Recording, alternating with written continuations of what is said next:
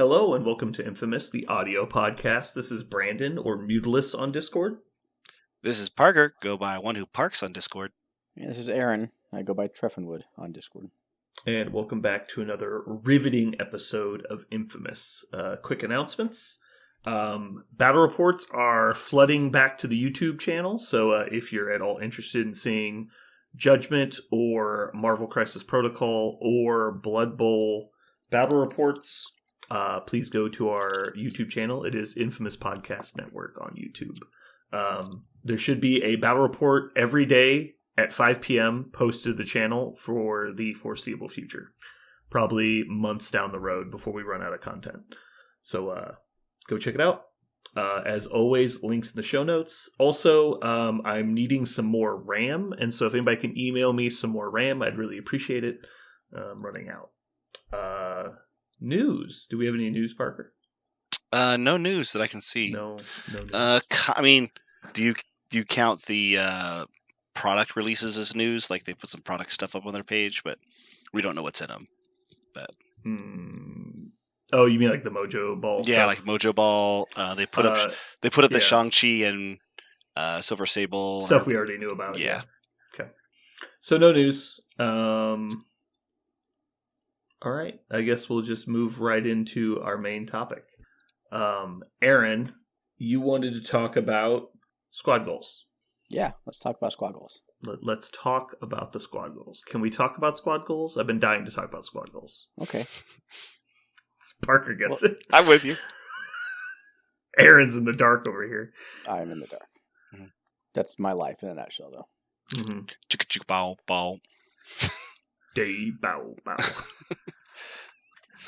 Aaron is completely lost. What the fuck is wrong with you guys? We're quoting Always Sunny. So fucking immature. It's so great. You should watch it. I watched one episode. Aaron's afraid to watch it because he knows he would get addicted, and then he would yearn for it in its absence. Mm-hmm. All right, squad goals. Let's do it. So, am I supposed to look at the numbers? No, you don't look at the numbers. Okay, I look at the numbers. And then you we're going to go Parker, through the numbers, the figures separately. Aaron's already looked at them. All right. So how do you want to run this, Aaron? I will ask questions and you guys will respond. Okay. That's how we're going to do it. It's going to be extemporaneous. I have no pre-planned You questions. can't make words up. Yeah. I can't? Oh, well, shit. This is going to be a really bad episode then. Okay. 66 total players, 22 teams, 3 players per team. Teams could not have duplicate heroes, but they could have duplicate affiliations. What about duplicate villains? They could have villains duplicate villains too, yes. Okay, cool. Good. Sorry. No duplicate villains. Okay. But you could have 2 players playing Cabal just with different risk goals. Gotcha. All right. Okay. So what about 4 secures? Is that allowed? I heard today it was not allowed. Ooh, yikes. So if you submitted a list with 4 secures, Jeremy, you're going to have to change that as soon as possible. I think that is the biggest donkey brains we've ever talked about. Is somebody submitting? We're going to talk about somebody. Indeed has donkey brains for. My team is a shit show. Honestly, we've got 2 players with ASM and 1 player playing 4 secures. I don't even know what's going on. I think you guys are automatically submarining because the first round is going to go bad for you as soon as somebody. All 3 of us are playing Black. All 3 of us playing Black Panther. I don't think he caught it. Losing all 3 games is not the same as submarining, Parker. I don't know if you know that or not. That's just called being shit. Okay, so there is one affiliation that was taken above all others. Which was taken the most, Parker? I abstain. Which affiliation? Because you said people could take the same, different leaders, but same affiliation. Yeah, cannot duplicate characters. But other than that, 3 lists. What was the most popular affiliation taken? Like you said, theoretically, all 3 players could have played Avengers. Right. So I want to say that maybe something like Avengers or Cabal could get more for that, but I have a feeling things like... I'll just tell you right now, no one, I don't think, took the same affiliation twice in their team. Nobody duped. Because that would be fucking stupid. Okay. Yeah. I don't know if it'd be stupid, but I don't know that it'd be Number optimal. 1 to show up. You know what? I'm just going to go with a meta choice and say people are riding the train and say Web Warriors. I'm just going to say it. Yeah. Okay, you are correct. Good job, Parker. Okay. Web Warriors broken as fuck. People choose to play at a sweaty event. Ding, Yeah. ding, I'm ding. glad, We have I'm a glad winner. that people are finally playing Web Warriors in the U.S. It's really nice. Yes. There were 4 unused affiliations. What are the 4 affiliations that people chose not to bring? Oh. Brandon. Winter Guard. You are correct with 1. Parker. Ooh. Weapon X? You are not correct. Boom Ooh, roasted. Okay. Back to Brandon. Convocation? No. There are 2 combos. Damn. Parker. Dark Dimension? Dark Dimension, correct. We're tied 1-1. That's not fair. That's not an affiliation. It is. Over to Brandon. There are 2 left.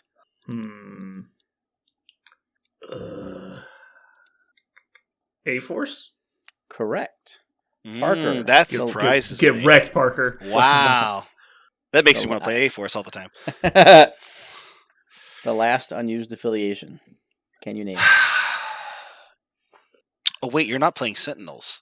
So I'm going to go with Sentinels. You are correct. Yeah. It is Sentinels as the last one. Softball. If I was part of the Funsies team, I would have 100% been playing Sentinels. But Yeah. I'm I was I'm just going to point out, Parker picked Sentinels and Dark Dimension, and I got the 2 hard ones. Parker also going wrong, so yes. I got one wrong. Did you? Okay. I was going to say, I was there, Aaron, when we conceived of your list. So but I had to think about that. I was like, Yeah. Aaron's playing Sentinels. Wait, no, he's not. Honestly, I thought he would have convinced somebody else to play them. Yeah. Like, he earworms people pretty hard. He just gets them to do whatever. I do. I am highly suggestive. Okay, so Web Warriors are the highest. A-Force, Dark Dimension, Winter Garden, Sentinels don't make the cut. A-Force, that really blows my mind. Okay. I was surprised by that as well, given that there's a wide breadth of characters that you could make 2 other teams not stealing too much from A-Force. I guess people just felt it wasn't going to be good enough. I don't agree with that, because I think the best version of A-Force has a lot of the key models in it. I think you basically have to have Cat to really make that list work. Sure. I think you could have taken Cat in A-Force if you weren't going to play Webs or Criminals. Or Hellfire. And Guess how many Hellfire players there were. So hold on, there were 9 Webs. Out of 22 teams, 9 of them were playing Webs, which meant 13 teams just decided they didn't want to win the event. I'm just going to say that I already looked at this, so I'm just going to let Parker guess. Sure. Okay, Parker. So Webs and Hellfire and Wakanda, kind of the 3 biggest bads, if you will. Webs were number 1. Hellfire was number 3. Sorry, Wakanda was number 3 with 6 teams. How many teams had a Hellfire? 8? You are too high by 7. What? Yeah. 1 team is playing Hellfire, that's it. What? It's because the character sharing. The list is all good characters plus Emma. So she completely wrecks like 4 other affiliations. Because you don't want to stack all of your scenario pieces. It's like, one list. look, you took Logan and Cat and Rhino. Okay, what am I gonna fucking play? Yeah, I see it. I still think that's interesting because even if you did make 2 affiliations, whatever they wanted, there's enough random good stuff left over to make a really good list, even if it's not the prototypical. So Hellfire. I don't know that you're wrong, but I think the issue is not if you're correct or not. It is, do people agree with you mentally? And so I think the reaction is, oh, well, they look at the Hellfire list and go, you literally took like 8 of the 10 best characters. What am I supposed to do? And even if they're wrong in that assumption, I think that reaction is going to cause people to not do it. Yep. And I didn't really want to so Hellfire was on my short list, but I didn't want to get reps at a weird Hellfire list just for squad goals. Mm-hmm. I'm having too much fun playing big robots. So that's why I opted not to make a janky, non-standard Hellfire list, even though I think it could be very good. Mm-hmm. Okay, so yeah. So Hellfire, you said Wakanda was 6? Third. Wakanda had Third total, yeah. 6 Third players. Third total. Yep. Oh, so who was number 2, I wonder? Maybe you should guess. Yeah, now you got me interested. Give you a As he hint. pulls It up the is. list. It is an attrition team. That's misleading. Why are you misleading him like that? Pretty sure it's not a mislead. I mean, maybe the way you play them. Everybody else plays them pretty mixed. I'm gonna go ahead. Now see.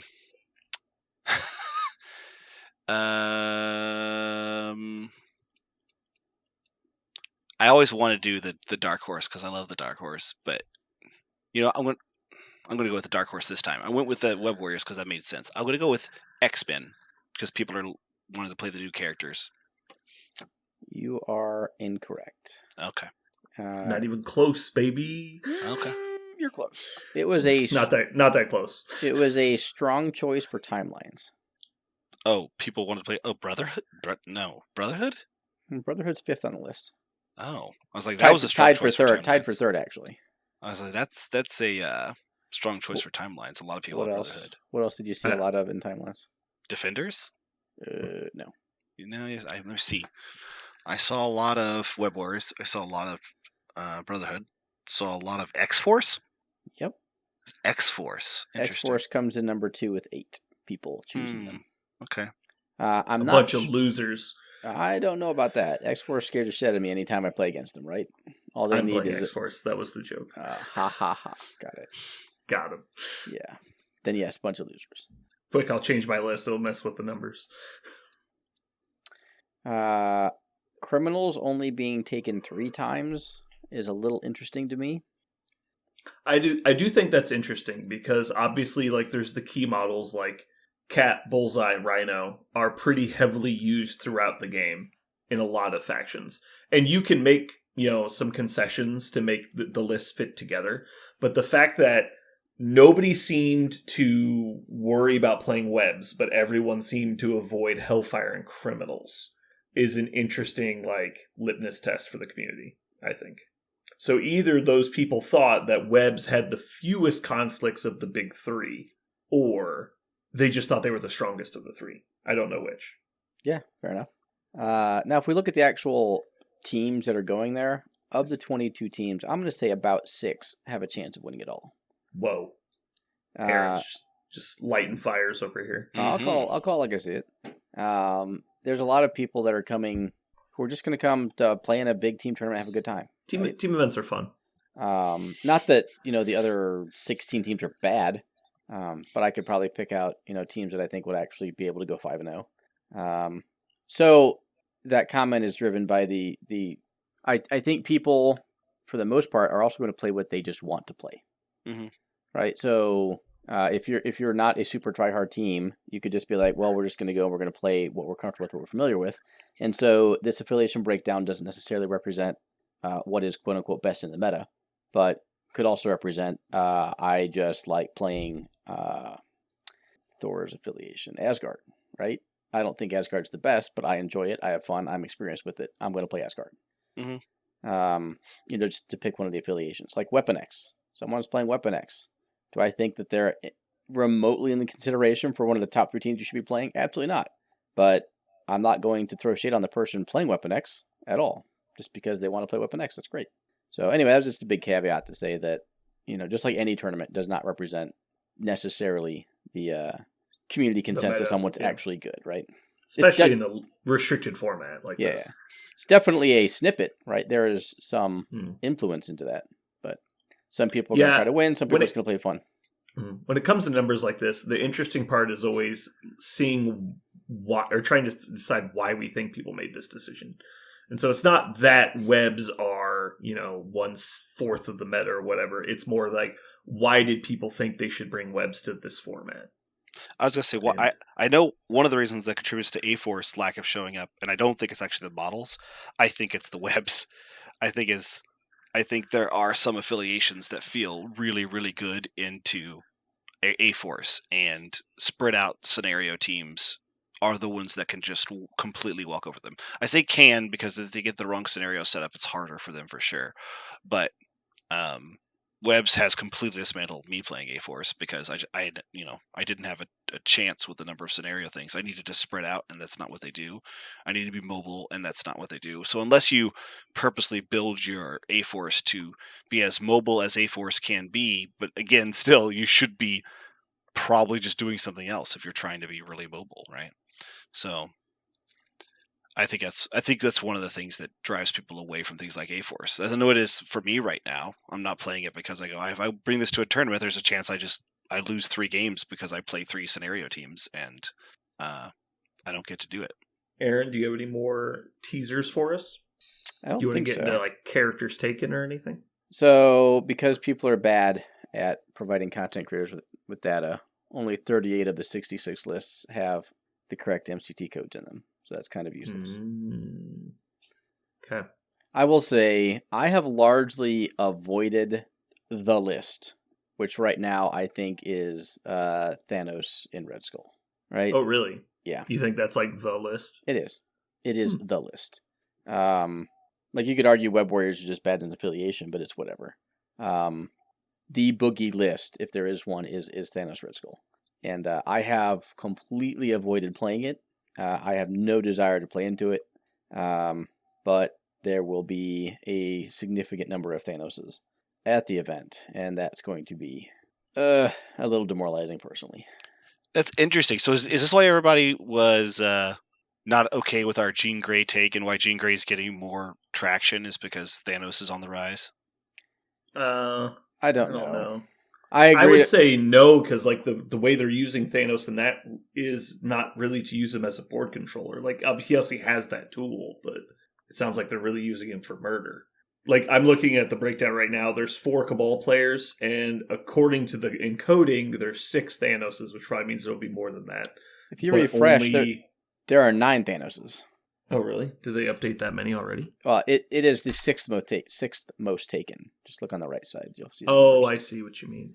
And that's of the MCT coded list. So there will be more than 9 Thanoses there. Yeah. Mm-hmm. I guarantee. I'm gonna go look right now. I was gonna say I guarantee every single Cabal player. Let's go take DeLuca's team. Right, probably favorites to place extremely well. He's playing Cabal with Thanos, go figure. Sooners playing his X-Force build. There's 9 Thanoses, there's only 4 Cabals. Like, it doesn't mean that they didn't code their lists right. What do you mean? Like, it could be that everyone who's playing Thanos did code their list correctly, is all I'm saying. Like, It's possible that 9 is all we're going to see, 9 out of 66. It could be more, obviously, also. You are correct. But currently, only 3 of the 9 are mind space. And so I would imagine that if you're playing Red Skull 3, the concept is you don't take Reality Stone because you don't need it. Mm-hmm. And so there's 5 of them are mind space, and then 1 that's just Space Stone. Yep. So Mind Space is the control version, and they're playing it with Red Skull to give pseudo Reality Stone. Yes. So this is why people are excited by Jean Grey right now, because regardless of where you put her, she can shut that down first turn, and with a few affiliations, she can shut 2 things down: Mind Stone and Portal. Interesting. Huh. As well as Jean Grey doesn't just die. But she doesn't. But she doesn't just die first turn. That's the point. Not first turn. So and she won't just die in X-Men. She'll be saved at least twice.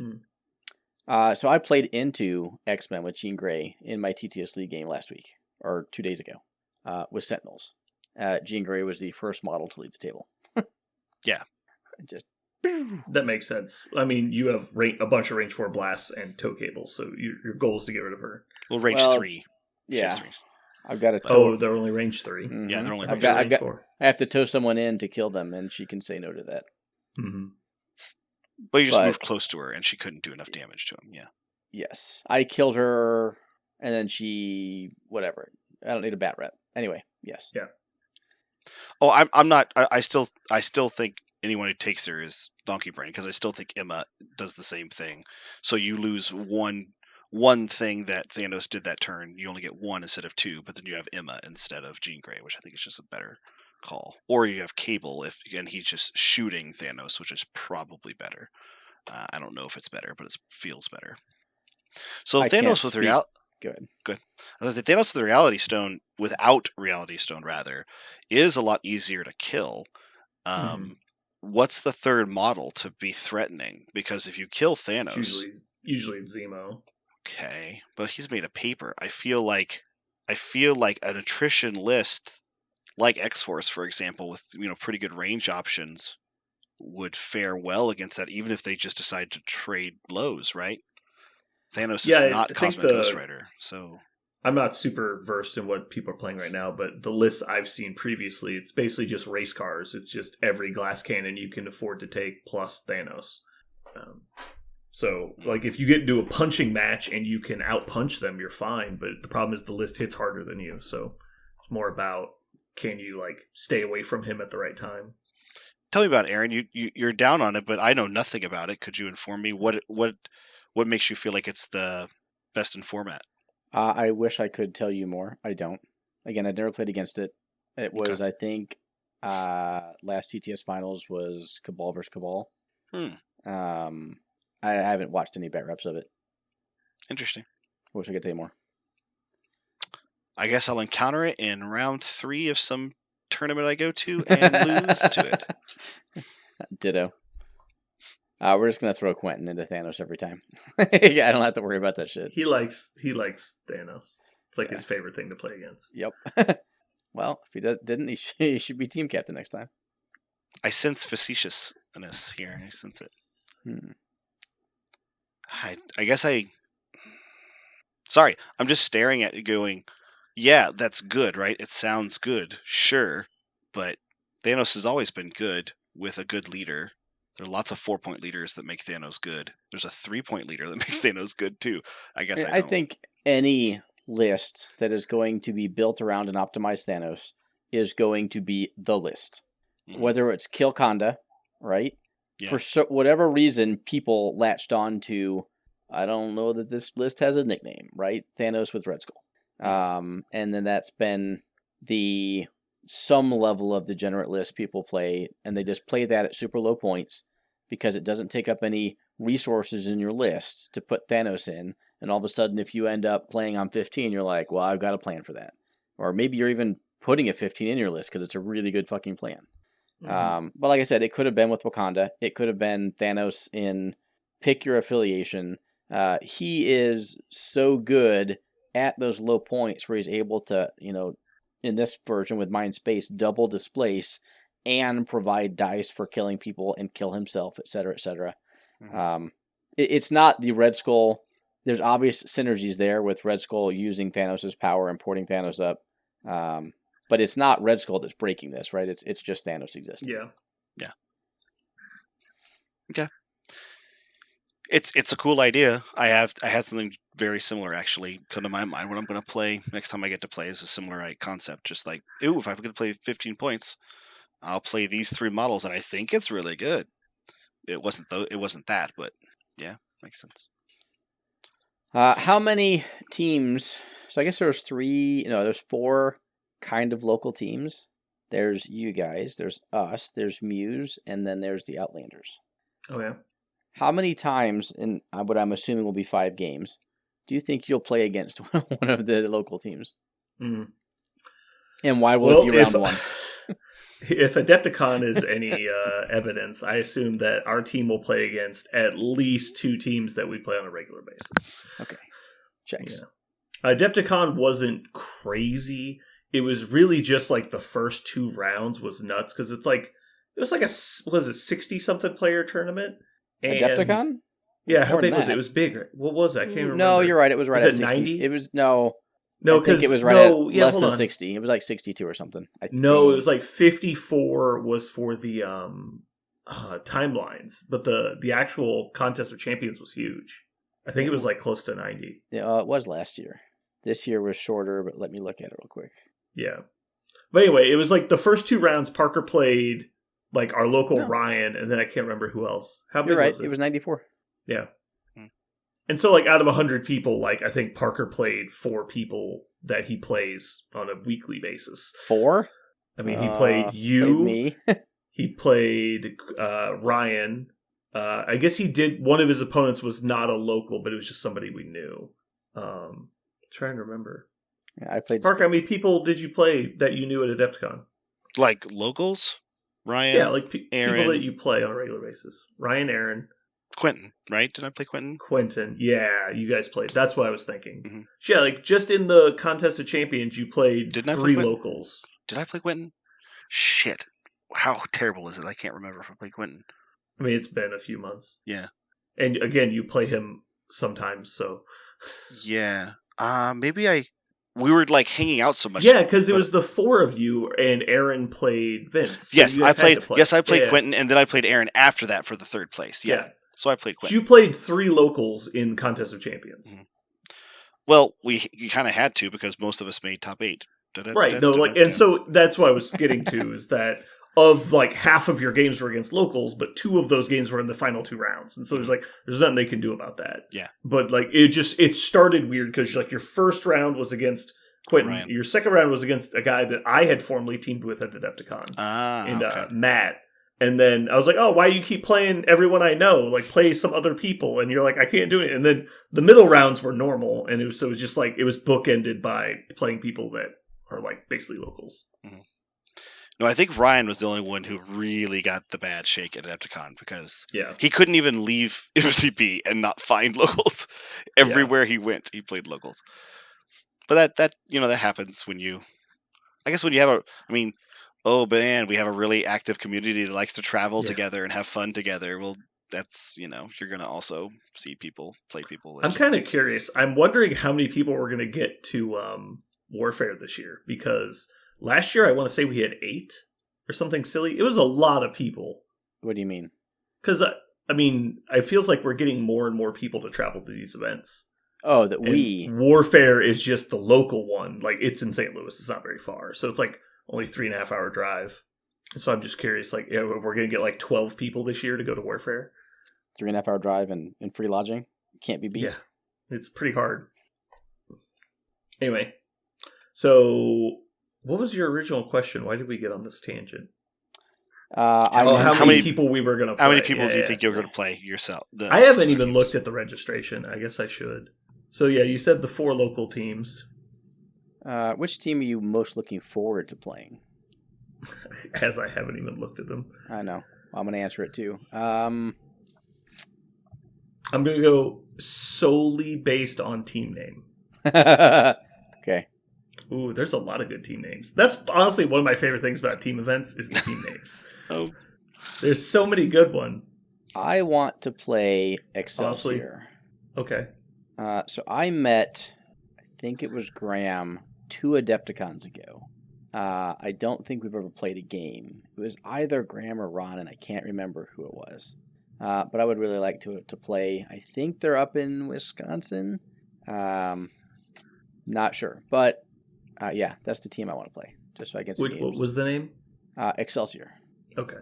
There's so many good ones. The Evil League of Evil. That sounds great. Something Awesome is always a good team name.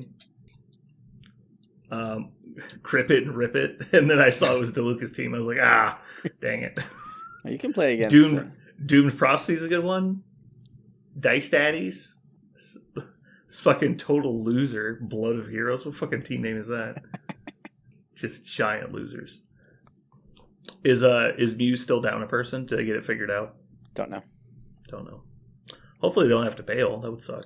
So if a team comes up short, my understanding is that the Chicago team will break themselves up to make the other teams whole, as kind of the quote unquote host team, which would suck. But I get it. You don't want to have 3 teams who each down a person.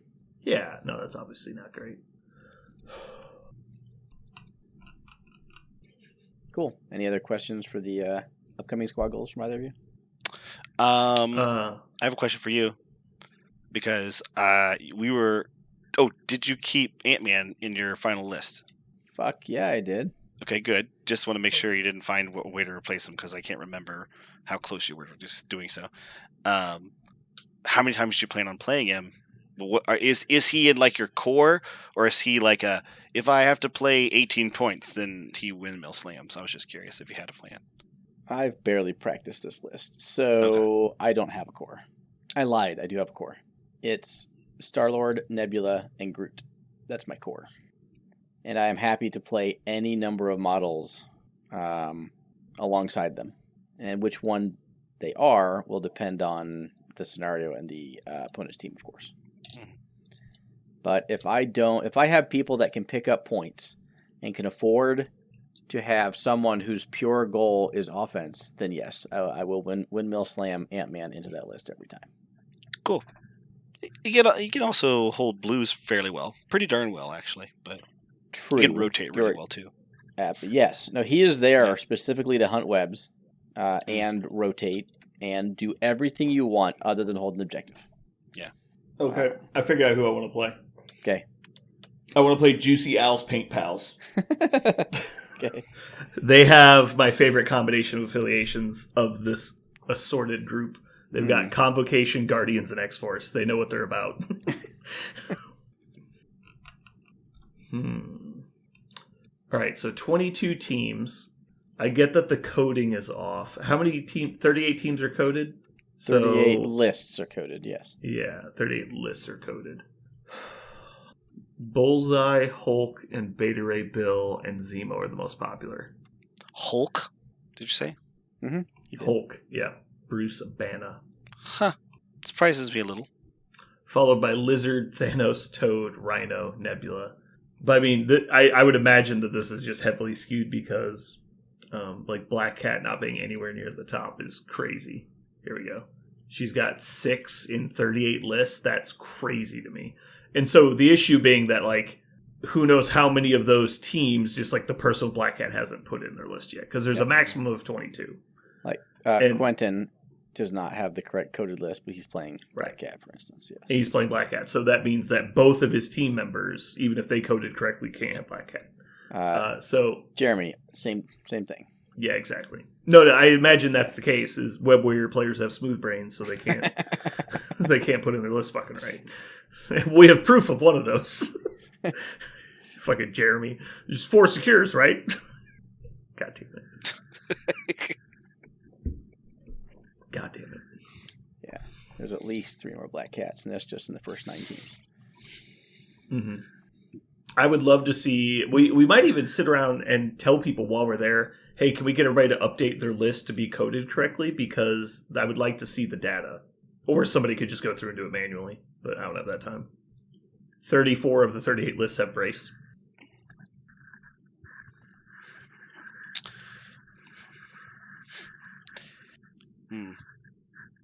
Aaron, you got me really thinking about this whole Thanos coming back thing, because one of the things Don't call it a comeback. One of the things that I did not see at Adepticon anywhere, and maybe you guys could argue with me and say, oh, you got to see it on a couple tables. Both. But I didn't see Thanos. I didn't see Thanos anywhere. Like, he was almost completely absent from Adepticon, and that blew me away. That the meta had shifted so far away from him. So I think it's interesting that it's rubber banding back, and it makes sense. Probably the sign of a healthy game that things are revolving and not just sitting on one thing between events. Pretty cool. All right, how about this? Hypothetically, if you're building a list in a complete vacuum in this format, what are the 3 best affiliations to pair to each other? If your sole goal is to win, you don't care what you're playing, you're trying to optimize the format. I think Web's Guardians is a good place to start. I think maybe Web's Guardians X-Force. Probably. What's your splash in Guardians? Ghost Rider and Thanos probably do both. Okay. If you're trying to win, I think it's Ghost Rider, Thanos, Splash, X-Force, maybe even X-Force X-Men if you wanted to, but I don't know if you have to. To just give you a little bit more balance, and then Web Warriors. I think those 3 would probably give you a really good chance. Like, you'd have a chance all the time, right? Mm-hmm. Because X-Force can beat a scenario team. X-Men can go, if for some reason you get a weird matchup, X-Men, if you had an X-Men switch, you could try that. Yeah. Guardians can play on Ds, they can play down the middle, they can play short and tall. And but that's not. I don't know how relevant that is to. I guess what I'm saying is, I think it's that's all determined in individual games, right? What I mean is, I think the solution is 2 balanced lists, and 1 skew. I like that for a 3 if you're doing 3s, because you can set up 1 win and then hope the other 2 wins. I don't know if you do 2 skews. I think you do 1 hard skew and then 2 lists that are more balanced. I don't mean balanced in terms of power level. I mean balanced in terms of what they can deal with. Well-rounded. Yeah. I don't know how good X-Men are. I know they've been being played a lot lately, but I haven't been paying too much attention. I think X-Force. X-Men are great in this environment because of how wide of a net they can cast, like you're saying. Yeah. Like they can play attrition based, they can play scenario, they can kind of do a little bit of everything. They have 3 functional leaders right now. They have 4 kind of. If Cable can be a great X-Man and he can just become your X-Force leader. I understand that you can just play X-Force. I don't feel like you get all of the stuff you want, though. Mm-hmm. I haven't looked at it that hard. I haven't ever seen a list where X-Force was any more than a emergency pull the lever plan. So, I don't know. Yeah. I know they have a lot of overlap, but I feel like X-Men, especially in the way they exist now, really want to fill out their slots for their options. So if you do an X-Force plan, you're actually giving some stuff up now as opposed to the old days. I actually think one of my problems with X-Men, and maybe somebody can argue with me, but I feel like X-Men right now are kind of like Steve Avengers, in which you can definitely play a bunch of mutants that can do almost any job, but if you're going up against a more devoted scenario team, Cyclops and Professor X, I don't think Storm's... I mean, maybe she's a viable leader just because he's a 3, and that's the only reason, but if that's your game plan, sure. But I think Cyclops and Professor X are their 2 selling points, and neither of them help very much against the scenario team, and they are just kind of like Captain America. They are really good at enabling your team at doing stuff, but they're 4 points of kind of dead weight. They're not actively contributing to the win against the scenario team. And the reason why you switch to X-Force is because you go, okay, I am going to burn them down because every point in my list will be devoted to things that could go out and kill you and attack, throw. No, I understand that. I'm just saying that in that combination list, building an X-Force list recently makes me feel like you need at least 6 character slots to make that list function at all the different point totals. Like at least 6, probably more. So how are you fitting the X-Men package in that last 4 slots? And so one of the 2 lists is giving something up, is what I'm saying. Mm. And so I don't know that it makes an ideal combo list anymore. But yes, they have a lot of overlap, so I think you could try it. But one of the 2 sides is going to suffer, is all I'm saying. Maybe. And so you could do, I'm all in on scenario X-Men with an X-Force kicker. I think you could do that, but your X-Men list won't be able to be balanced like we were talking about. Oh, I agree with you there. I did try to do an all-in X-Men and with X-Force kicker, and it didn't work. Mm-hmm. So I specifically... And you could definitely just put Cable in there and have the option. Right. I just don't think it'll be optimized. What I tried was a Cyclops down the middle list, like a we're going to sit on a ease and researcher and that kind of stuff and feel good about this. And because I don't think X-Force does that exceptionally well. I don't think they do that better than anybody else, but I think Cyclops does do that better. I like what you did with exceptional. Yeah, you're picking that one up and down. And then X-Force is specifically my opponent's going wide with a lot of scenario points to score really quick. Cyclops is, sometimes I think he could do well in some situations, but not every. So I'm going to switch to Cable because I'll have a bunch of super solos that'll go out and have lots of time on target and burn things down. So I think X-Force has... I think if I was trying to win, really, really just trying to win, I think I would do X-Force, maybe X-Men combo with it, Guardians with Thanos, Ghost Rider, and Web Warriors. But you could convince me of other lists that are more balanced than those 2. But I really like the balance of those 2 right now. Cool. I think I would have gone with, just without really putting too much thought into it, I'd obviously take Aaron's favorite list of Thanos with Red Skull 3. And then I didn't think I'd get the finger for that one. That was nice. I'm really killing it today. Obviously webs. I think webs are the strongest of the 3 scenario teams. But I think you can make a strong argument for any of them. Mostly because they're using most of the same models. And then I would finish it up with probably X-Force or Guardians. You could go either way, but I think I personally like X-Force more. And it's not because one's better at killing people. It's really just the tempo. Guardians doesn't really have tempo. Mm-mm. And so X-Force making the point that we're going to fight to the death right fucking now is just such a important aspect to fighting those go wide scenario teams. Yeah. Because you need to take the fight to them so early to really make them kind of make a mistake, because you're putting so much pressure on them that they can't play safe anymore. So anytime you have to play aggressively against a team, you're more open to vulnerability, and I really like that sitting on the other side of the table. When I play webs and my opponent plays X-Force, I'm like, it's kind of like playing against CGR. It's like, I know what's going to happen, but I have to put my people in danger to make the plays I need to make. And so I and that doesn't feel good. And so I know putting your opponent in a spot where they kind of squirm a bit is really nice. Well, it's not just squirm; it's just how they lose, right? Taking attacks too often is how they lose. But if to me, it's more about can I put them in enough pressure to where they start looking at the decision differently? Because if a smart player can look at the math and go like, this is the correct play, but when you just skew the math a little bit, it's like, okay, well now he's putting attacks on that model right now. It's like, well, can I afford to make that risk? Even though the math is basically the same, putting pressure on the situation by making it more urgent commonly will cause people to make more mistakes than they would have otherwise. And so I like that aspect, as well as giving you the opportunity by accelerating the game. I'm going to put up a third.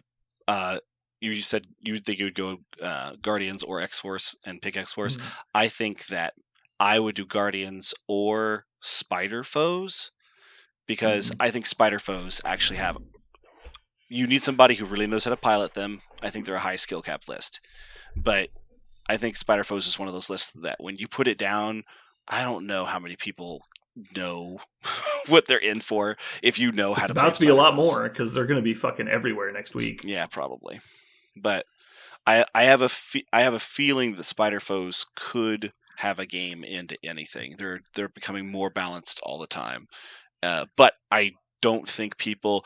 I think they're very nuanced. Their learning curve is super steep, and so they're kind of like Convocation. I think everybody like tries them once and goes, "Nah, I didn't like it." Like, it doesn't. They definitely are a higher skill cap, because there's not a lot of, I don't know, margin for error when you're playing a bunch of 4-pointers, and so they're slow on top of it, and so you really can't make a lot of mistakes with that list. But also they have a lot of like intricate rules on top of it, so there's a lot of thinking and pre-planning you have to make. There's a lot of looking at the board and going, okay, well, that model has 5 health. And since that model has 5 health, I'll put these 2 models and my token out here. So that model might actually just drop because of all of my counter-strike effects. You're like, fuck, like, who's thinking of that kind of thing when they set up a list in MCP? Like, no one else thinks like that. No other list, like, is wondering, how can I kill a model during their turn with counter-strike and effects? Like, that's not something anybody wonders about, but Spider Foes does. And I don't think anyone who somebody would have to spend a lot of time playing them to be able to look at the board state and go, I can set up a situation where his Miles has to come at my models, and they'll die on his turn, kind of thing. Aaron, what would you take as your 3 affiliations? You start with webs. Yeah. I think Wakanda is a great second. And then third, probably go Guardians. Guardians over X-Force? Yep. So I have 2 questions for you. Did you only say not X-Force because you know that was the exact team we're playing? And second, why was that? No. Damn it. And because that's the exact 3 that we're playing. You liar. I see right here you guys are playing Convocation, Sentinels, and Unaffiliated. So that's clearly false. Clearly. It is funny how we came up with very similar teams. It's almost like we have similar opinions because we talk. Cool. All right, well, hopefully Squad Goals be a good time. I'm sure it will be. But it's going to be simultaneously nice to have a vacation and also terrible because of all the stuff I'll have to do when I get home. I'm trying to decide what I'm going to play after Squad Goals. It's kind of 50-50 with Spider Foes and Convocation. So I really want to get I have heard of no one playing Killmonger 2 as leader. Oh, for Wakanda? Yeah. Parker, have you played Killmonger 2 as leader?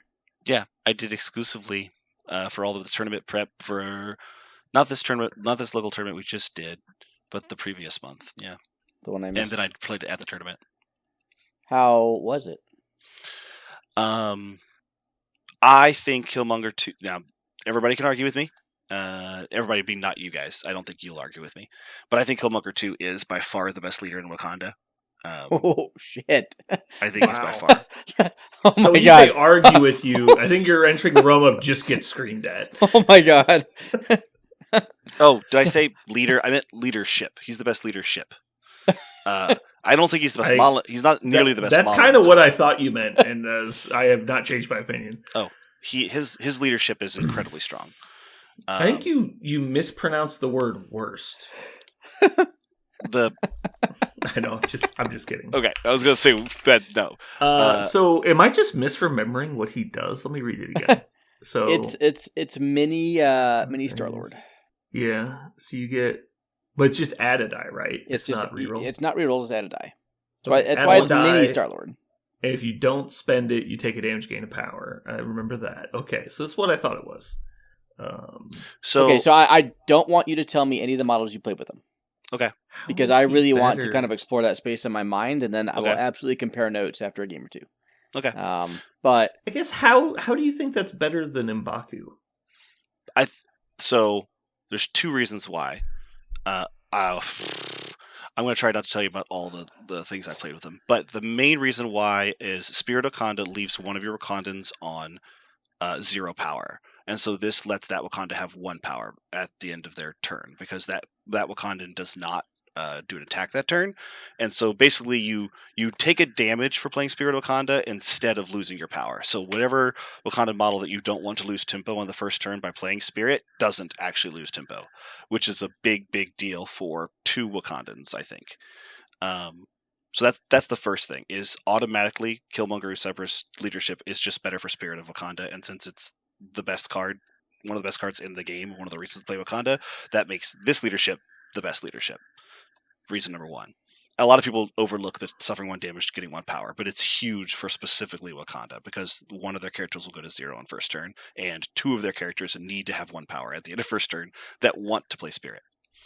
The other reason is getting 1 dice to your attack roll, in my opinion, is better than the reroll effects in the game, because specifically there are lots of characters both in Wakanda and outside of Wakanda that let you reroll that dice and make sure that that dice does more damage.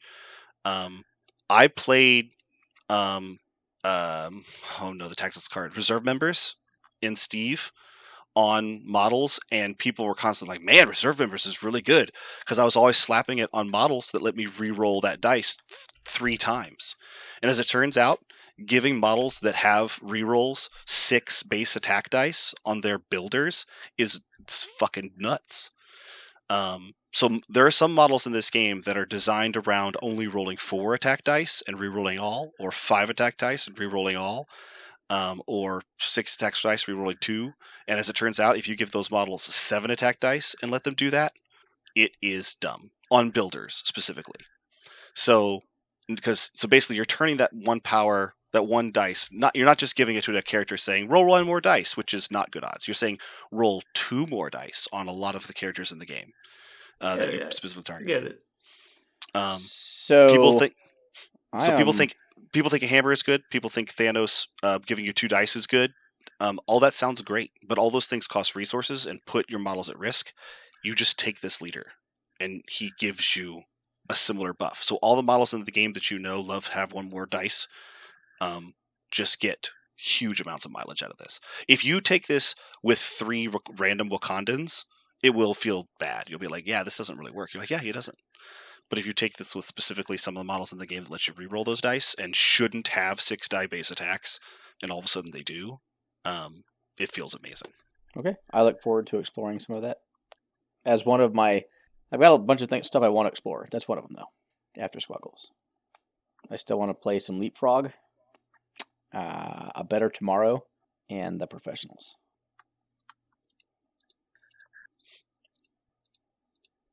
I can tell you this though, Aaron.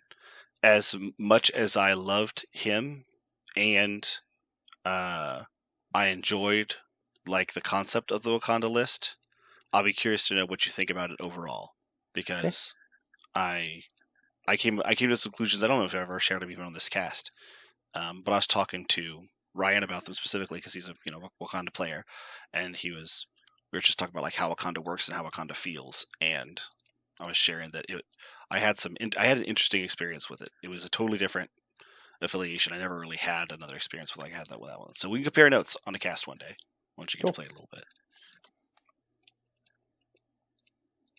Cool. Parker, do you have a comic corner for us? Oh, do I? Yay, Comic Corner.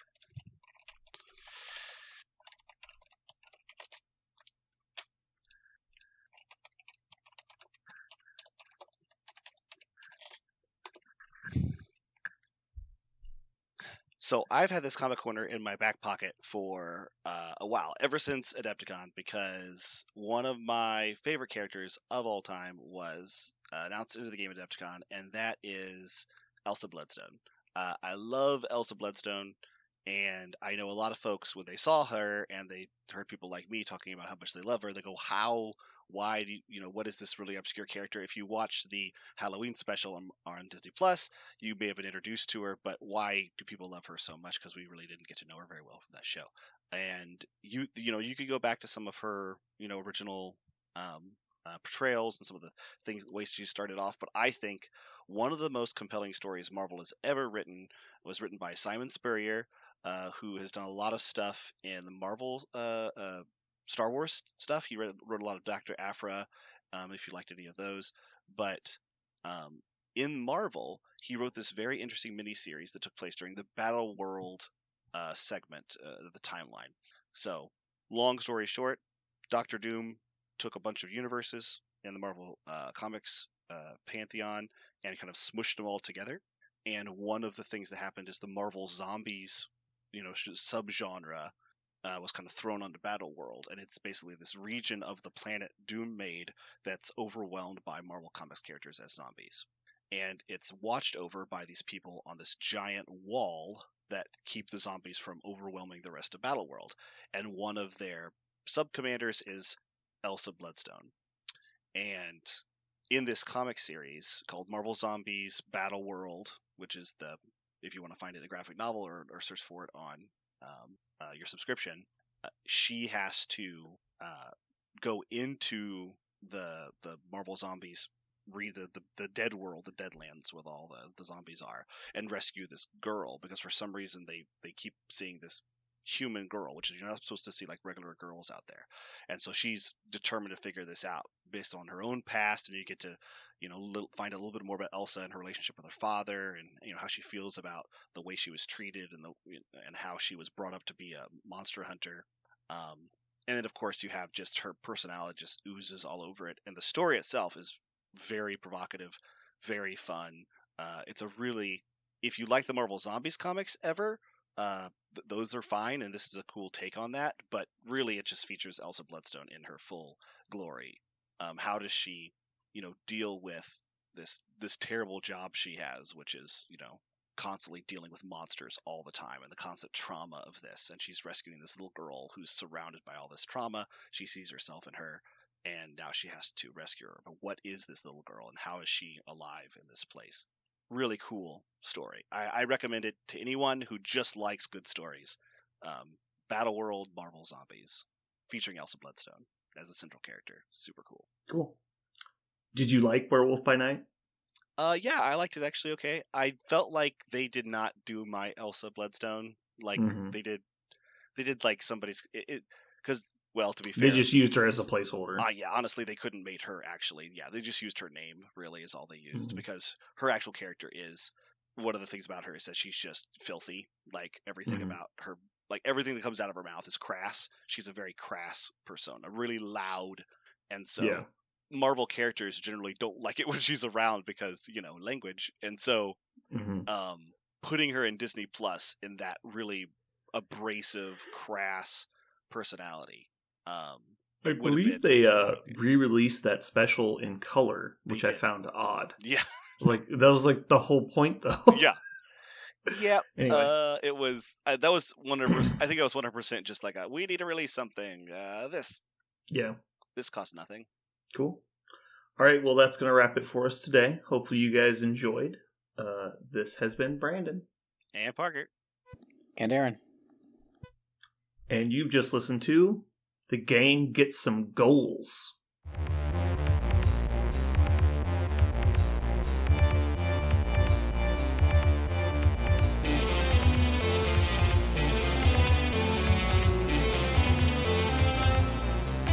So what are we going to call this thing? I got it. Okay. Incredible, new, fantastic, astonishing, mighty, original, uncanny, sensational podcast. I'm just going to put down infamous.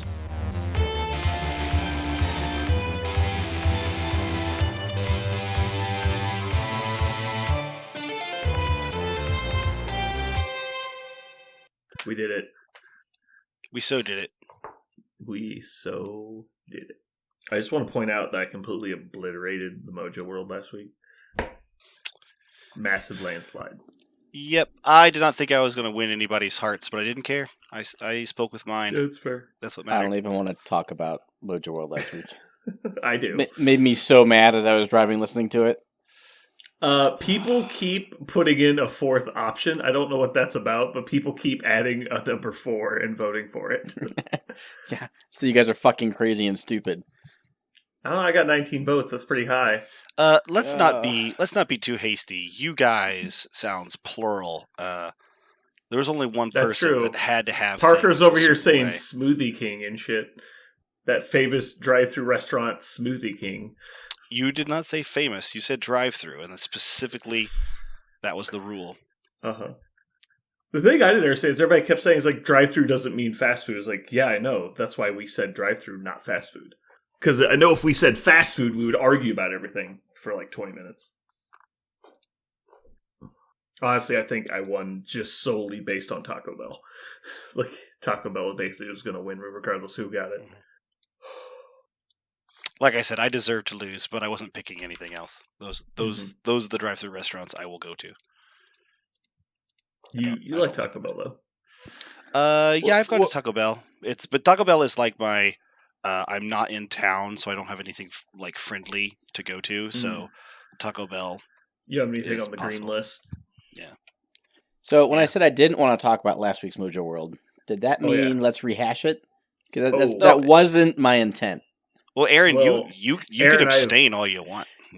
I have a very interesting anecdote for you. It's brought to us today by Keith Richards, and it is, in fact, that you don't always get what you want.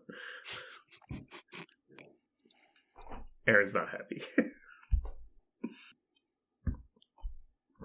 In a funny turn of events, my one of my employees, Simon, does not.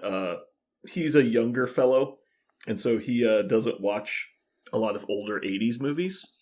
Has never seen Demolition Man, and so I had to explain Demolition Man to him. It was really odd trying to explain the premise of Demolition Man to somebody in this like audio setting is really weird. Parker, are you still trying to pick your Mojo? No, I found a fifth, and I think Cool. I too will have one that you have not seen. Probably. I haven't watched all of them. There's one on my list I guarantee Brandon hasn't seen. Ooh, I believe you, because there's several I refuse to watch.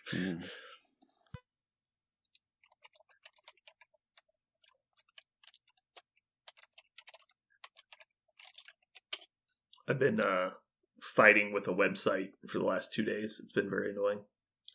There's a content website where people basically like sell like digital files. So I'm trying to get. I bought a huge pack of STL files from an artist, and you have to go onto the website and then buy them one at a time with a free discount code that makes them free. So I've already paid for them, but it's like 300 files. And so I have to go in each time, but it keeps, like, the website keeps freaking out and erroring and won't let me buy the stuff. So it's been very annoying. It just surprises me we're at this point in, like, the internet, and people still have websites that just don't work sometimes. It's really frustrating. That like websites don't work?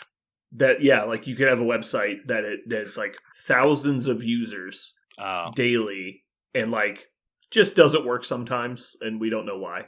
And they're not fixing it. It's just like, yep, that's just a problem with the website. You just sometimes you'll get this error, and you'll have to wait 3 days for it to go away. I'm like, what? Like, that's not real, right? And they're like, no, yeah, you're just gonna have to wait. Like, fucking Christ.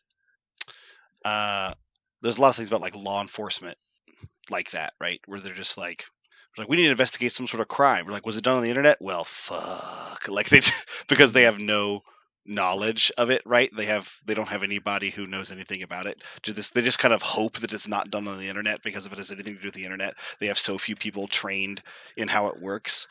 I think a lot of those, whenever you encounter a website like that and people are going, yeah, it's just broken, I think you're talking to people of it's like Jeremy. Previous generations. Yeah, I think it's just I think it's people who go, yeah, but you don't need the internet to do your job. And you go, no, I do.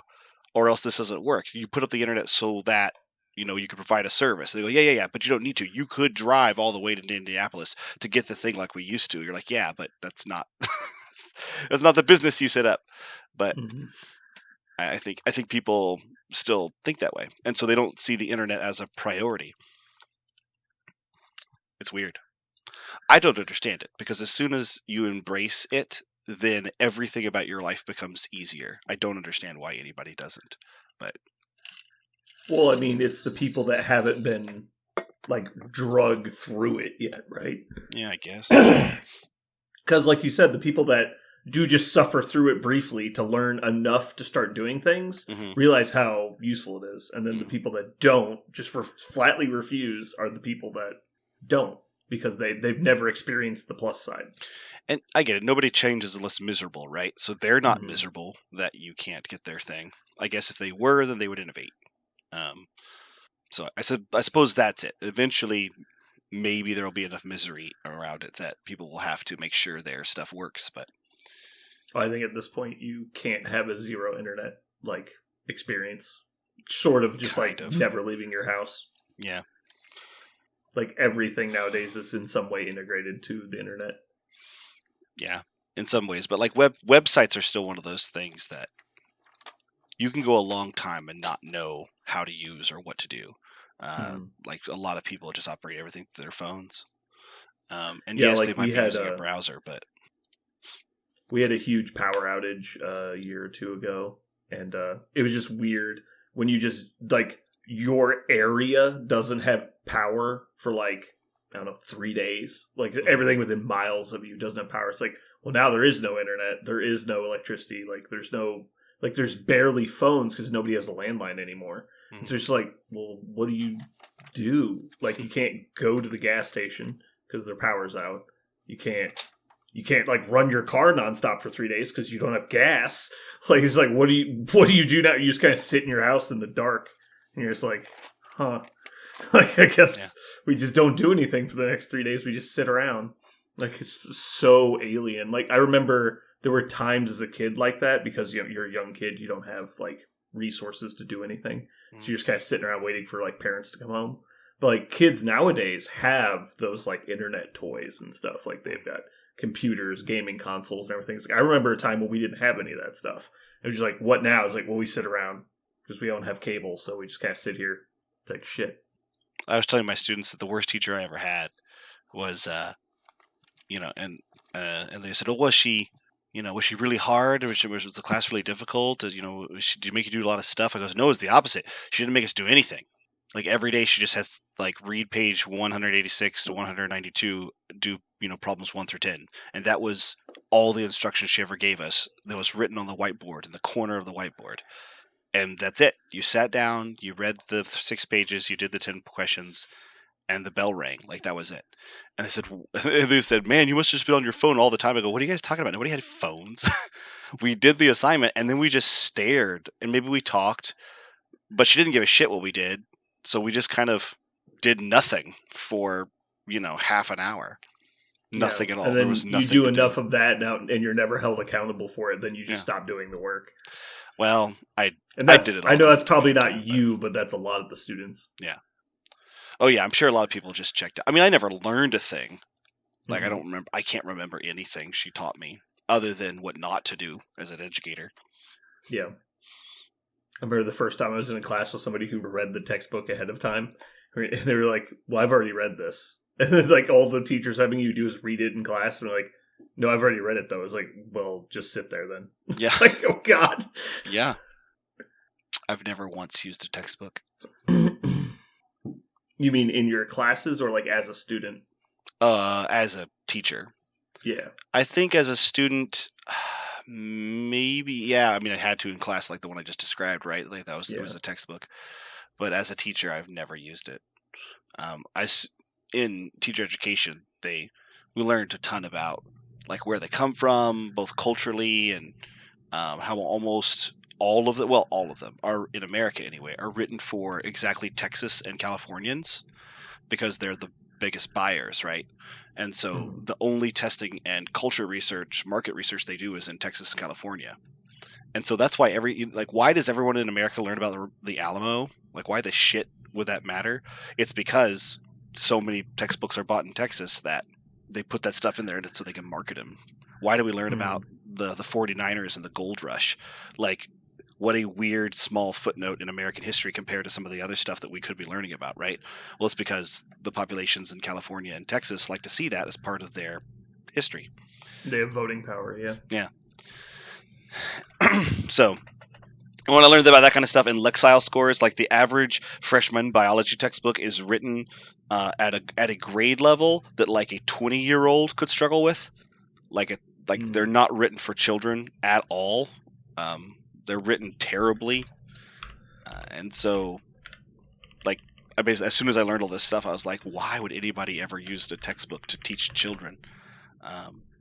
There have been advancements made. There are better versions of textbooks now, but guess what? All the better ones now are all electronic, right? They're all digital, and digital textbooks have all these really cool resources that are hyper interactive for kids. So they're never just opening the page and reading something that a 21-year-old in Texas would appreciate. Now they're instantly getting links to greater resources and stuff. That's those kind of texts are awesome. And I have used one of those, but never a book. Parker, I just want you to know that I've gotten more feedback about Drunk Brandon. Oh yeah? Still unanimously positive. Oh really? Yeah.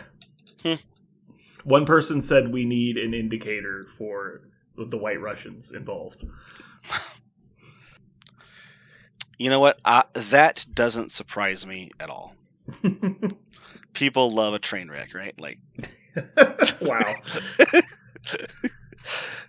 Well, it's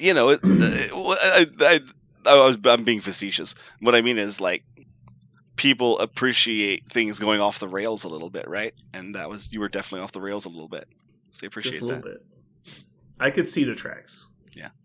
Aaron, you got oddly quiet, and we definitely stopped talking about Mojo World. Do we need to start talking about Mojo World? He cannot be pleased. He's just going to be upset. That's how it goes. I'm not upset. Bored. Did you were here for Drunk Brandon? Did you enjoy it, Aaron? You were live. He loved it. He was one of the people who gave me positive feedback. That is a lie. So false. I did not mind casting with Drunk Brandon. As a general rule, I loathe and detest drunk people and avoid them like the plague. And I refuse to take advantage of drunk people. Like, if we were out walking and you just got blitzed at a bar, I would watch you walk in front of a car and get hit before I would reach out and stop you. I feel like that's the opposite of what you just said, but I'm all for that. Yeah, no, I mean, if you willingly get drunk, like, obviously, like, you're an adult, obviously, we're not talking about, like, people that are not responsible for themselves, but if you get drunk, I think you pretty much just deserve what happens. I definitely hate having to watch after people that are not responsible at all. Yes. Now, if it was organized ahead of time, like, I'm going to get blitzed, I need a wingman. Like, I would consider doing that, right? But when it becomes an expectation you levy upon your friends, I can't stand it. So you're saying I'm the exception to this because you said you had a good time. That is, again, not what I just said. But it's not what you said. I'll take his silence as assent. You excited for this weekend? No. No. Yeah, me neither. I guess we'll hopefully have a good time. I mean, I can't imagine we're going to have a bad time, but I am going to have a great time rolling dice with hopefully some cool people, enjoying a trip and stay with some cool people. So yes, I take it back. I am looking for this weekend, or looking forward to this weekend rather. I think it's going to be a good time. I'm looking forward to the community and the fun that will be had more than I am looking forward to the actual games of Marvel. But the games, I'm sure, will also be enjoyable themselves. I'm thinking more of just a amount of shit I'm working on at the moment. Like, I actually am starting to make headway on like projects, and so like I kind of want to just get stuff knocked out. And so taking the whole weekend off, I just know I'm going to be, again, super busy as soon as I get back, trying to catch up on everything I missed. That's true. This isn't cast-centric, but do we have... How many beds do we have at the hotel? Do I need to bring an air mattress? I think somebody said no. It was me. I said no. Okay. There are 5 beds. Okay. There are 5 of us. I'm going to be sad if I ended up needing a bed. You mean an air mattress? Yeah. I will also be sad and upset. More upset than sad. It's a sofa bed, if you're okay with that. But yeah, I don't care. Yeah. I'll probably just sleep on the sofa as opposed to pulling it out and making a bed out of it. Sure. We've got 4 queens and a sofa bed. Cool. I need to use the restroom real quick. I will be right back.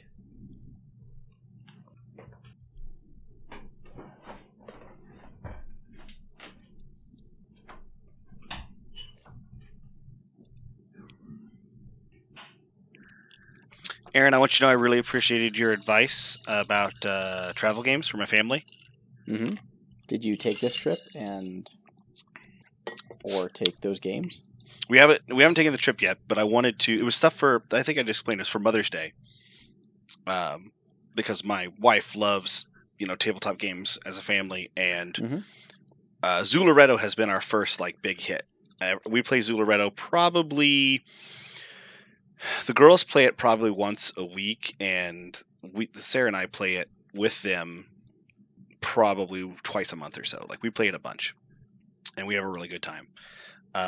Cecilia has a really long note in Sarah's phone of wins, losses, and points. And I thought you would really appreciate that, because it's basically just one of your spreadsheets. I absolutely do appreciate that. Yes.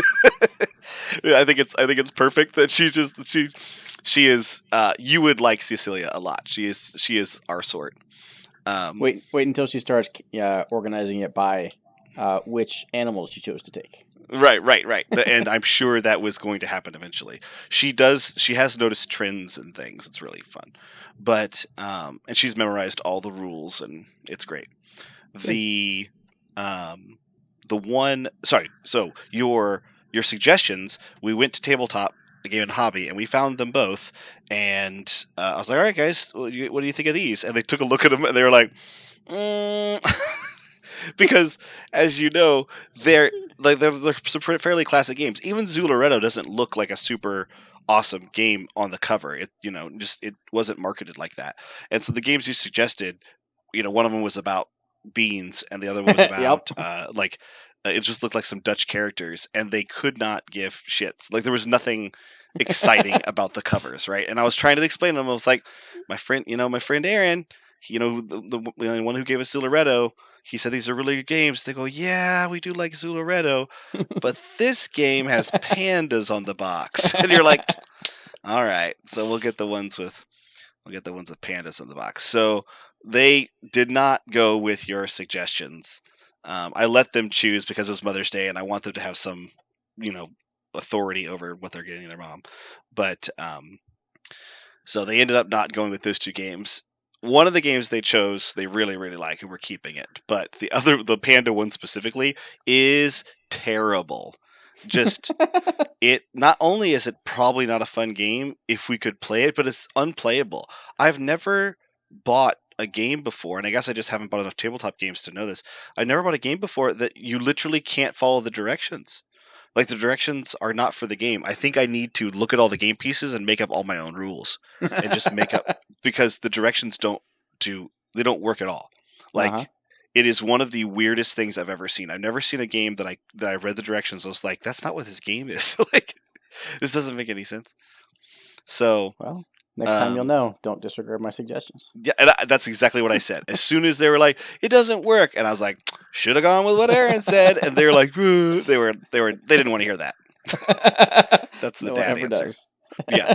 So I've already told them that we're going back to tabletop at some point before we get this camper, because that's what we're gonna put him in the camper. And so we're going back to tabletop, and you guys will choose one of Aaron's suggestions, and we're gonna take that because he said they're good. And I think we should trust him now. Did we learn the lesson, girls? And they're like, yeah. And then Regina pointed out, well, we like the cat one. I was like, yeah, I know you guys like the cat one. It's kind of an elementary school, like slap game, kind of one of those, flip over the card, make a noise, that kind of thing. But so Dutch Blitz is all about. It's a slap game. It's a speed and eye coordination. It's one of those types of games. Yeah, I couldn't tell at all from the outside what it was. So yeah, Bonanza is a trading game. You're trying to trade your bad beans out of your hand, and so it's interesting with family dynamics. Either you help each other or you just screw each other. Mm-hmm. Yeah, I think I'm gonna. Hearing that, and I'm glad you said something. I'm definitely gonna go with Bonanza. I'm just gonna do it for him and not even let him choose, because my youngest, as we want her to be able to win sometimes, she's just, she's just young enough where she can play the rules and she can get it. But my oldest can't live in a world where she doesn't go for the jugular. Like she has to, she has to go as fast as she can. And so the slapping games, the quick games, Regina just has to lose them all. That's why we like Zularetto, because we can kind of work together and let Regina stay in the game. Mm-hmm. So I'm going to look at Bonanza. I'm just going to pick it up and not ask him. So we have. You gonna play some Bonanza? Game. Yeah, I like Bonanza. I asked Aaron about good, family games that younger kids could participate in. That were small. We needed something that was small. Because I know tons of them that are like 12 and up, but yeah, Bonanza's nice because it's just card based, obviously, but it's trading oriented, so you can just be really generous with your trades if you're trying to help somebody out, or not. You can look at your wife opposite. And be like, "No, you plant that blue bean. Go fuck yourself." Yeah. I was telling Aaron that my girls wouldn't go for it because it didn't look as cute as the box next to it, which had pandas on it. Yeah, the art is not great, but is actually a really solid game. Yeah. And once you start playing it, the art doesn't matter, right? The box is ugly, the cards look fine. I did pick up this because I played it at your house. I don't think you even played it with me, but I picked up Love Letter. Yeah. Everyone loves Love Letter. Because it was the worst named game. Yeah. Well, they make like Batman love letter. Like they make every kind of love letter you can imagine. Yeah, they make Star Wars, they make Batman, they made a whole bunch of ones. But I kind of like the classic. I like the sound of the classic. But as soon as I picked it up, Cecilia was like, "What? Like I don't understand why?" I was like, "Because it's so much fun, and you'll like it one day." I don't think maybe she could play it now, but yeah, she could probably handle it. My youngest definitely could not. She'd be lost the whole time. But eventually. All right. You guys ready to get started? Oh, yeah.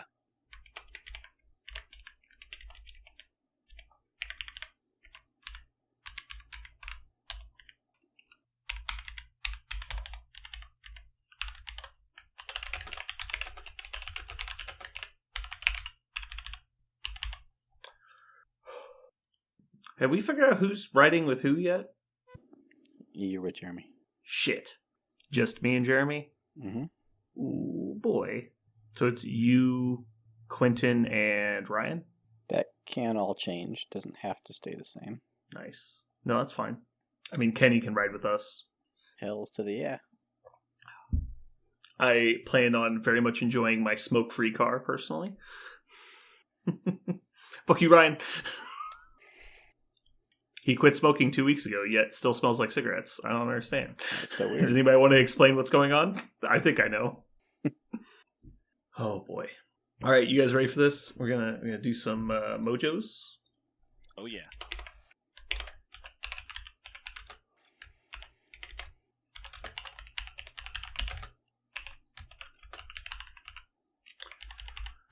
All right, this week on Mojo World Ratings, we have Disney Plus original TV shows. These have to be shows that were developed by Disney Plus specifically, not things that were simply viewable on Disney Plus.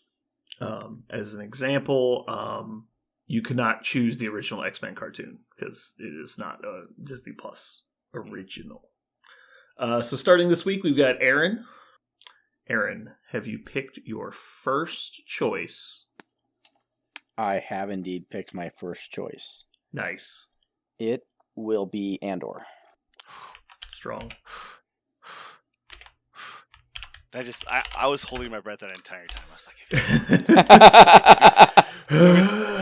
not gonna lie. When you announced this, I went, well, I'm putting this down on a piece of paper. If anybody takes it, I'm just going to turn off. I'm just gonna leave the call. This because I don't care. I have. You've checked out. Well, I know what Parker's picking. I do have to say, I'm not I consider myself a Star Wars fan for a long time, and then I was told by Star Wars fans I'm not a Star Wars fan because I'm not allowed to be because I'm not fan enough. And that did not sit well with me. And so I very much don't like most things Star Wars at the same level of people that call themselves Star Wars fans. Mostly because I don't just scream it from mountaintops that it's my favorite thing ever in the universe. But I think Andor is the single best piece of Star Wars media in existence. It is the only thing that's ever made me feel like I was in the Star Wars universe. It's very well done. All right, Parker, your first pick. It is The Mandalorian. Wow, you can't see it at home. This is my surprise face. Yeah, and I will continue making more of my list later. But that is the thing that had to go on there. Yeah, Mandalorian is the best show on Disney Plus. As a non-fanaticized Star Wars fan, I do not enjoy The Mandalorian. Really? I find that surprising, but I understand. It's definitely not for everybody. I could give two shits about this random little green guy that is just like a fucking plush toy. And yeah, I don't care about Grogu at all. But even I'm the whole completely indifferent. Yeah, this is the way. Whatever. Like, there's like no fucking plot to any of it. It is a little campy at points, but it's still good content. I love westerns. I love all westerns, and it is absolutely a western with Star Wars shit all over it. If they would have made this exact show and taken all the Star Wars stuff off, I would have still watched it and enjoyed it. Yeah, exactly. Like, this is just an interesting western drama skinned in Star Wars. It has almost nothing to do with Star Wars at all. They more recently, obviously in the later seasons, they started hitting the plot points a lot harder. But the first season almost had nothing at all to do with Star Wars, other than there were some bad guys in it. Yeah. Anyway, so my next pick, I get 2 here. I am confident. Okay, so I'm gonna go with this one. I'm probably gonna get some heat for this. So I'm definitely choosing Loki. I don't even think that's in question. That's definitely the next best. Loki is great. Both seasons were just, solid. I think next, though, I'm going to go with Hawkeye. I just rewatched Hawkeye, and it's just a fun show. It's got a perfect mix of comedy and action and story, and it's just I just want to watch it. All the characters are super charismatic. I just enjoy it. It's fun. I will say this. If anyone ever liked that show, you will also love the Hawkeye comic, because they capture that exactly what you're talking about. This really nice blend of between serious stakes. Also, he's very human. One of the big themes is that he's just some guy. All the stuff that all these other superheroes just shrug off because they're radioactive powered. He's like, my knees, my back, my ears. This all sucks so much. I need ice packs. All of that stuff. But at the same time, he's clearly superhuman in his skill level, right? Uh-huh. Like he does things that are nearly unbelievable, but at the same time, it's a great, like you're saying, barometer of showing that's how far away from these literal superheroes this guy is. Mm-hmm. Like that, it gives you a way to look at it where, like, I feel like DC's been missing this aspect the entirety of their existence. Like Batman was always supposed to be that in the Justice League, but he fails at being that. You never feel like Batman's just some dude. No. Anyway. Okay, Parker, don't fuck me with this next pick. I only have 2 left. You're getting fucked hard. All right, Parker.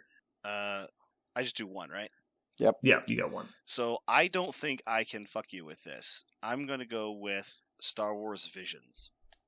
I haven't seen that yet. This is my one that I didn't think you guys had seen. So I purposely stayed away from the ones I thought you had seen because Aaron just told me to not take his shit. But Star Wars Visions is a collection of shorts, all based on Star Wars. But again, some of my favorite stuff that's ever been made in Star Wars has nothing to do with Star Wars, really, and everything to do with just like good people telling stories, and they just happen to put it in this universe. Yeah. The thing I hate most about Star Wars is they just keep regurgitating stories about the same 5 people. It's like, dude, there's a fucking universe here. Pick somebody else. And they're like, no. I'm like, all right, fine. All right, Aaron, did you secure your 2 last picks? I do have 2 last picks. Nice. All right, what you got for us? The first one is WandaVision.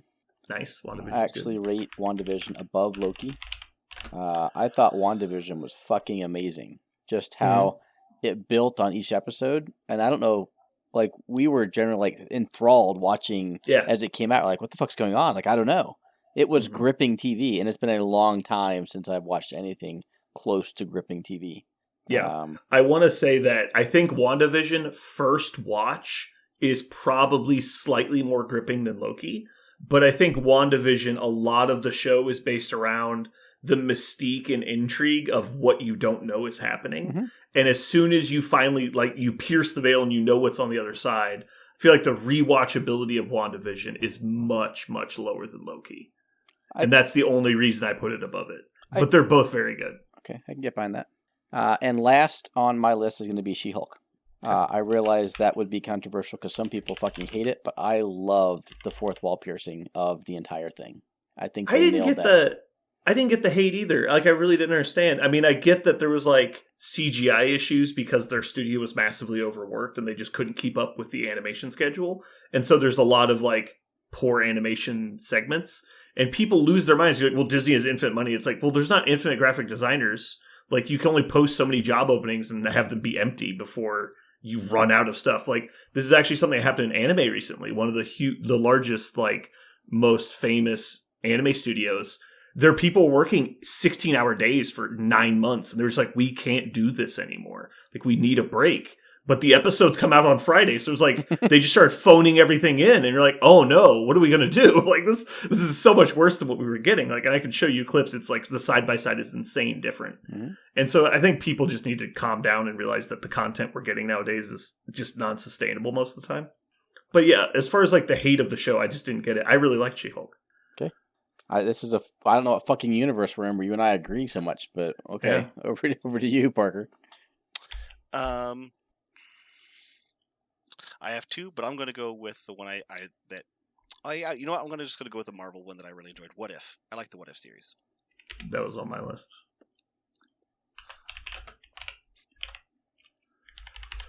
Yeah, What If is great. A lot of people, I've been hearing hate for season 2. I think I just finished season 2. It was good. I liked it. It wasn't as good as season 1 probably, but it was still good. Yeah, I guess we'll leave it alone. It does have a lot of my favorite character in it, so we'll keep going. I think the trick is the first season did a really great job of masterfully taking the B plot and making it an A plot at the end. Like, that was really cool. And the second season didn't do that as well. So it was. Second season was definitely more one note. Yeah, but I really liked some of the episodes of the second season. And I'm not saying that overall the show must be bad because the second season was weaker. That's not true. Yeah. Okay. The moment everyone's been waiting for. X-Men 97. I think this is fair. I don't think it's better than Hawkeye for me. they're like right next to each other, but I also haven't seen the season finale yet, so I imagine that would probably put it over the top. I've heard that. I don't know if it's the season finale, but I've heard that. Like the most recent episode. Yeah, I think Disney Plus has just like submitted one of the 97 episodes for an Emmy. Like I don't know. I just heard that. It's been freaking great. The ability, they really just perfectly captured the feel of the original show and got rid of all of the issues with it somehow. Like when I watched the trailer, I was like, oh no, they ruined Wolverine's voice. I think it's just literally that scene. I don't know why they picked that to put in the trailer, but that's the only time it's taken me out of the show, is in that exact scene when they're on the Blackbird. I'm like, oh wow, that sounded really weird. But it was like, it just felt forced. But the rest of the time, it's like, he sounds fine. But yeah, the characters are perfect. The costumes are a little questionable sometimes. But it's been very fun. I've liked it a lot. I just finished Fallout, so that's next on my list. Fallout was really good. I re-downloaded Fallout 4. Yeah, I'm gonna mess around with it, even though did I tell you what I did? I've never played any of the Fallout games, and so, but I own Fallout New Vegas from a Humble Bundle, and so I was like, you know what, I'm going to install it. And I was like, because all my friends used to play it, and I'm like, you know what, I really like the campiness of like the vault stuff, and so I was like, I'm just going to download it. I'm going to play through the vault stuff, and as soon as I get out into the world, I'm just going to uninstall the game. And so I installed New Vegas. There's no vault stuff in New Vegas. No. I was so sad. I was so disappointed. There's some fucking weird ass doctor. I'm like, what the fuck do you want? Like, where's the vault? Anyway, I guess I'll eventually give it a try, but I wish I had 6 hours a day to spend on a fucking computer game. All right. I think this was fun. I think we all picked stuff that we all like, except for the stuff we hadn't seen. You guys, anything else you want to chat about? You want to call it early? I'm ready to call it early. I'm solo with the girls all week, so I gotta get up early and do it all myself. Do it all again. I really, really want to get some practice games in tomorrow with my X-Force, because I think I've only played 2 games of X-Force ever. But I really don't see it happening. We'll see. What do you think, Aaron? Should I play more than 2 games with a faction before I take it to a tournament? Nope. All right, see, there you go. I don't even need to. I do need to remember to bring my fucking models. Let's be really frank here. Every time you've ever gone to a tournament cold, you've done very well. That's fair. Yeah. I remember in Don't overthink that it. was like your thing. You would be like, I think this is a cool concept and an affiliation I've never tried. I did really like putting lists together the night before. You did that. That was really fun. You did that. I wouldn't say all the time, because you absolutely prepared a lot for some things. But you did very, very well in a lot of times when you didn't prepare at all. So, well, it was just different for War Machine because it was a 2-list format. So you would basically bring 2 complete separate rosters that were just like the same faction. And so you would almost always have your go-to, right? But then your off list was some kind of weird jank skew list that you would not normally not play. And so that was where I lived. I loved that weird jank list that you'd always jam in there. And people look at you and like, what the fuck are you doing? He's like, I don't know. And you just run at them. They didn't know what to do. That was fun. Alrighty. Well, I guess we'll go and wrap it up. Thanks for tuning in, everybody. Goodbye. Later.